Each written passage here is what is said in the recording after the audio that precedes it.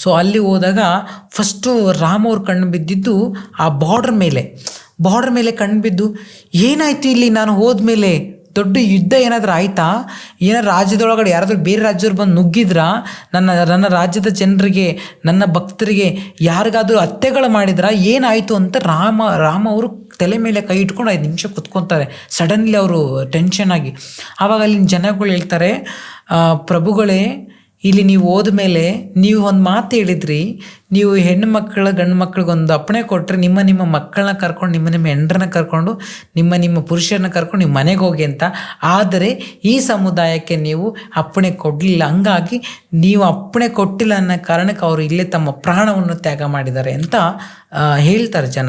ಆವಾಗ ರಾಮ ಅವರು ಸೆಕೆಂಡ್ಗೆ ಯೋಚನೆ ಮಾಡಿ ಹೇಳ್ತಾರೆ, ನನ್ನ ಮೇಲೆ ಇಷ್ಟೊಂದು ಗೌರವ, ನನ್ನ ಮೇಲೆ ಇಷ್ಟೊಂದು ಪ್ರೀತಿ, ನೀವು ಹೇಳಿದ ತಕ್ಷಣ ಹೋದ್ರೆ ನಾವು ಒಂದೇ ಒಂದು ಅಪ್ಪಣೆ ಕೊಟ್ಟಿಲ್ಲ ಅನ್ನೋ ಕಾರಣಕ್ಕೆ ನನಗೋಸ್ಕರ ಪ್ರಾಣ ಬಿಟ್ರಾ ಈ ಮಕ್ಕಳು ಅಂತ ಹೇಳಿ ರಾಮವ್ರು ಅವಾಗೊಂದು ನಿರ್ಧಾರ. ಕೆಲವರು ಅಲ್ಲಿ ಇನ್ನೂ ಇರ್ತಾರೆ ನಮ್ಮ ಸಮುದಾಯದವ್ರು.